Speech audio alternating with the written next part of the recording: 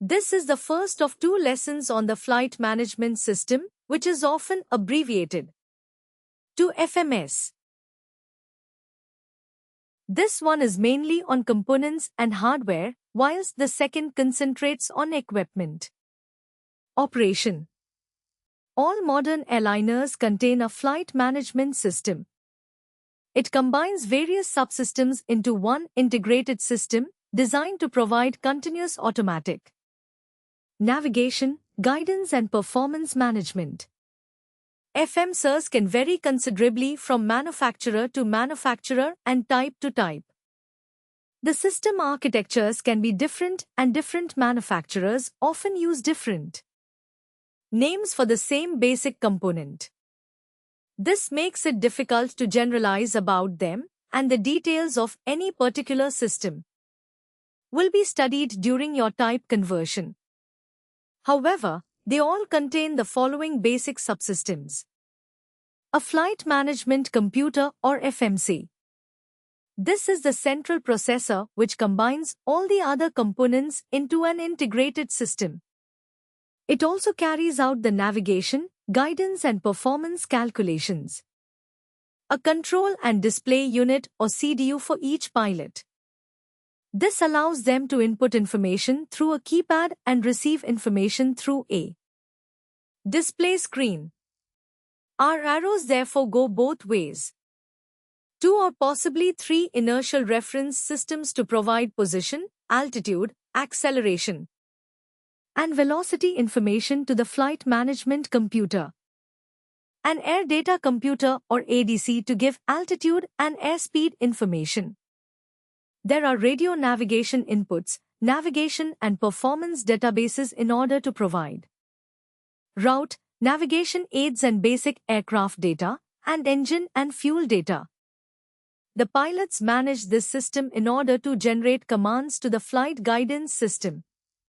This is a generic term which can either mean the flight director display on the electronic flight instrument system or can mean the autopilot. This is the layout of an early model of the FMS fitted to the Boeing 737-400. Although it did not have GPS, it was very similar to our basic model.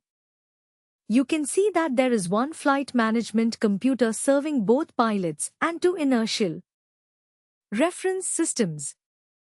However, here is a later model. The architecture looks more complicated because there are 2 flight management computers, 1 for each pilot and 3 inertial reference systems. However, the basic components are the same and the way the system works is the same. The commands generated to the flight guidance system give 2 types of guidance. The first is lateral navigation or LNAV.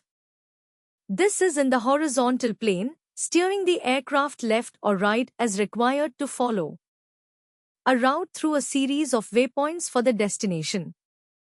The second is vertical navigation or VNAV. This is the vertical profile and takes account of the optimum flight level for the weight and distance, the fuel used and the diversion requirements. FMS lateral navigation is more comprehensive than the simple waypoint-to-waypoint navigation provided by a first-generation inertial navigation system. The greater computer power available in more modern systems allows a lateral flight plan to include the following: the takeoff runway, including an update of present position on takeoff, the standard instrument departure or SID, the transition from the end of the SID to the en route flight level, waypoint steering on route, the transition from the top of descent to commencing the standard instrument arrival, the standard instrument arrival or STAR, the selected instrument approach to the landing runway, a missed approach and go around, if required, and a flight plan to an alternate airport. Vertical navigation is also complex and there is a lot of interaction with lateral navigation. We will show some of these facilities by the use of examples. For instance, here is a section of a takeoff and climb profile. If there is a noise abatement procedure at an airport, an aircraft will be required to climb quickly to minimize noise at low level. To achieve this, the climb is carried out at takeoff safety speed plus 10 knots until past a specified waypoint.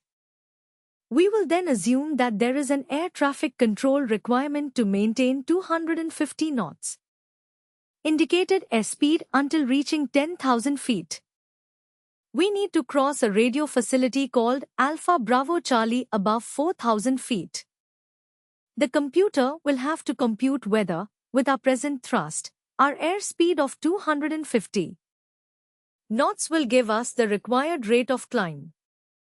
Next, we must cross Bravo Charlie Delta at 6,000 feet. Over 10,000 feet we continue with the climb at the aircraft's economical climb speed, which will vary with the weight and static air temperature, and which will be calculated by the computer and passed to the auto throttle. A climb power setting which reduces the N1 by 3% is often used in order to save engine wear. We will assume that, at this weight, this setting gives a climb speed of 302 knots is, converting to 0.597 Mach. This is the point at which the Mach number becomes more limiting than the is. At the top of the climb, the aircraft is commanded to level slide and is accelerated to the economical cruise speed. Again, this is calculated by the computer, taking into account weight, altitude and temperature. As the aircraft proceeds along the level portion of the route, as fuel is burnt and the weight reduces and as the temperature changes, the optimum economical cruise speed is continuously updated.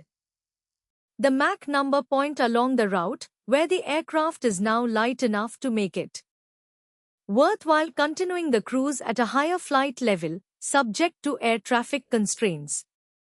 This is called a step climb. The considerations for the descent are similar. A top of descent point is computed automatically. Speed, distance and altitude constraints require continuous calculation of required thrust, right down to the final approach. A high-speed descent or a fuel economy descent may be selected. We will now look at some of the components. The first of these is the Control and Display Unit or CDU. This is the piece of equipment that allows the pilots to communicate with the FMC. It consists of a plasma display and a keypad. Let's start with the display. You can see that about 3/4 of the way down, there is a horizontal dotted line. With the line we have the fields. These are specifically for data entry and are used in connection with the line select keys. Below the line we have the scratch pad.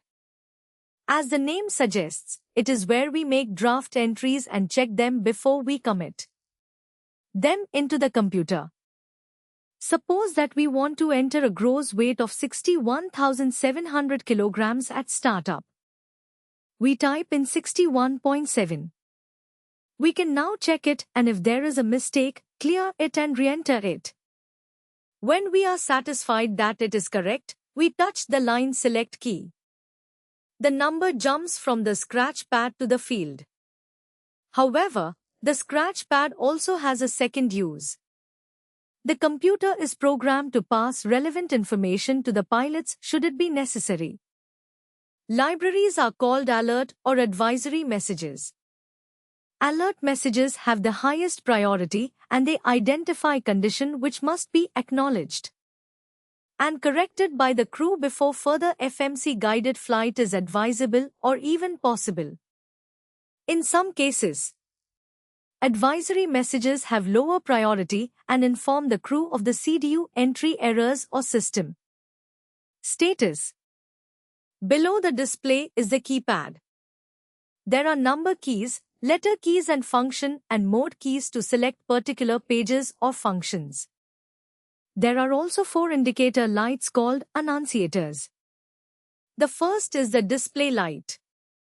the CDU is menu-driven and there are many different pages available. If the page that the crew of selected is not related to the active flight plan leg or the current operational performance mode, the display light reminds the crew that they are not using the optimum page. The fail light illuminates if any FMC failure is detected. The generation of any alert or advisory message causes the message light to illuminate. This will then draw the crew's attention to the scratch pad. Finally, there is a function in the FMS called offset. The aircraft can be programmed to fly parallel to but to fixed distance from the FMS programmed track. This could be used to avoid the turbulent wake of the aircraft ahead, for instance, or to increase separation from opposite direction traffic. Unfortunately, the display on the electronic flight instrument system does not make it obvious that the offset is being flown, so the offset light stays on to act as a reminder. The CDUs are used during pre-flight to manually initialize the IRS and FMC with dispatch information, flight plan routing, zero fuel weight and plan cruise altitude. In flight, they are used to control the FMC and display flight information and to show alert and advisory messages. There are two databases, one for navigation information and the other for performance information. The navigation database contains the position and, where required, the elevation and frequency of navigation aids, airports and runways. It also contains the operator's route structure, airways, waypoints, SIDS, stars and approach procedures. This information is subject to constant update, so the period of validity of any set of data is 28 days only.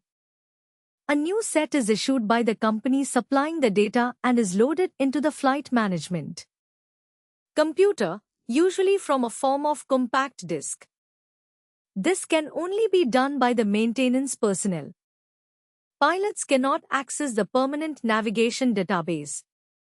Two sets of navigation data must be carried, one for the current 28-day period and one for the following one. The 28-day period of validity is called an AIRACT cycle. Unless two sets of AIRACT cycle data are present and one of them is current, the FMS will not continue with its startup sequence. There are also two other navigation databases, the supplemental and the temporary. If the pilots need to use some information not in the permanent database, such as unpublished waypoint, they can insert it into the supplemental or temporary NAV database through the CDU. Supplemental data is stored indefinitely unless removed by the crew. The temporary NAV database is erased automatically on shutdown. There is also a performance database. This contains information on climb and cruise performance, thrust limits, maximum and minimum altitudes for various configurations, drag characteristics, and expected fuel flow. Maintenance personnel can refine this data by entry of correction factors for individual aircraft's drag and fuel flow characteristics, which are established from the aircraft's history. We said earlier that an FMS may be structured to have either one flight management computer or two. On those systems that have two, there are reversion remotes. Here is the system in its normal configuration. This is called dual mode. Each flight management computer produces independent calculations. The outputs are compared and checked for agreement. Minor differences are synchronized to one nominated FMC, usually the captain's. This results in both pilots' CDU displays being identical. However, if the crosscheck shows a discrepancy above a predetermined value, the system changes to independent mode. This happens automatically in some systems and is selected by the crew in others. The synchronizing link between the two systems is broken. Now we have independent calculation and independent output. The pilot's displays may now conflict, and if they do, it is up to the crew to choose which is the most likely to be correct. Finally, we may get a failure of one computer. In this case, the remaining one takes over both displays. This is called single mode. It is specifically a failure mode in which one FMC feeds both displays. Both pilots' displays will be identical. Let's summarize this lesson. The flight management system is designed to provide continuous automatic navigation, guidance, and performance management. They vary from type to type, but they all contain a flight management computer, a control and display unit, 2 or possibly 3 inertial reference systems, an air data computer, radio, navigation inputs, navigation and performance databases, and inputs of engine and fuel data. They simultaneously compute lateral navigation or LNAV and vertical navigation or VNAV.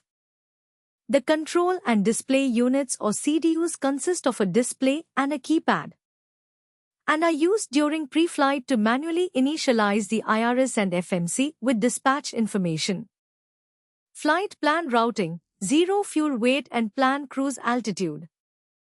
In flight, they are used to control the FMC and display flight information and to show alert and advisory messages. The navigation database consists of 2 AIRACT cycles, unless at least one is current. The system will not function. The pilots cannot alter the permanent nav database, however they can enter information into the supplemental and temporary memories. The performance database consists of climb, cruise and descent speeds, power setting and fuel flows. On systems where there are 2 FMCs, the normal operating mode is called dual mode. If there is a mismatch of information, the system reverts to independent mode. And if one FMC fails, the remaining computer feeds both displays in single mode. That completes this lesson. The next one will deal with equipment operation.